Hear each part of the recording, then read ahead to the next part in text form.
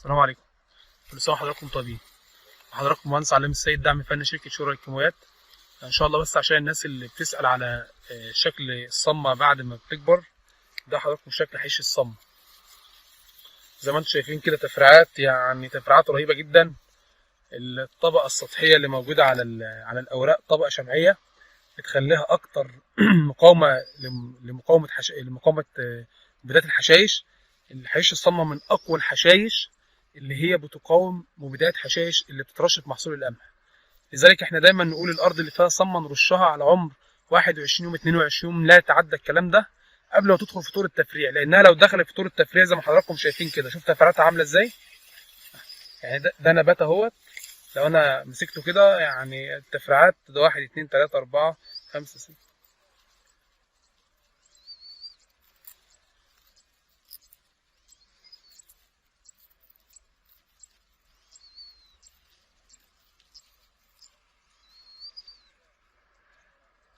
40 تفريعه في النبات الواحد. يعني 40 التفريعات بتاعتها بتصل الى 40 فرع في النبات الواحد.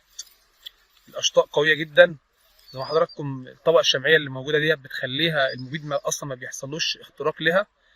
والطبقه دي في الغالب ما بتتكونش او ما بتكونش قويه قوي الا بعد ال 21 يوم. عشان كده احنا دايما بنبدر بالرش في الاراضي الموبوءه بالصمه، بالاضافه ان احنا عشان ما تدخلش في طور التفريع.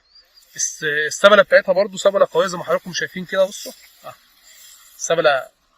سبله خشنه جدا، يعني حشيشه بصراحه الله المستعان. فانا بنصح برضو الناس اللي عندهم صمه فاتت من الرش وعندهم يعني بعض الحشائش متفرقه كده في الارض وخفيفه، ممكن حضرتك ان انت تنقيها نقاوه يدوي قبل ما تفرط للموسم اللي جاي بعد كده، او قبل ما الحشائش بتاعتها تنزل في الارض تاني، يعني عشان برضو ما تتعبكش. فهي ده حشيش الصمه، يا ريت تكون واضحه كده وعشان الناس اللي بتسال بس. في برضو هنا في الارض هنا، يعني لو احنا نزلنا هنا كده شوفوا حضراتكم، ده ارض هي موبوءه. يعني بصوا شوفوا المنظر عامل ازاي. قرب هنا، شوفوا المنظر عامل ازاي. يعني حشائش صمه سجاده. بالاضافه احنا لو حطينا كده الحشيشه الاصليه هنا، شوف الارتفاع ما بينها وبين القمح ارتفاع قوي جدا.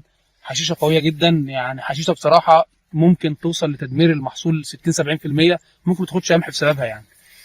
اتمنى ان انا اكون وضحت لكم الصوره، وشكرا لحضراتكم.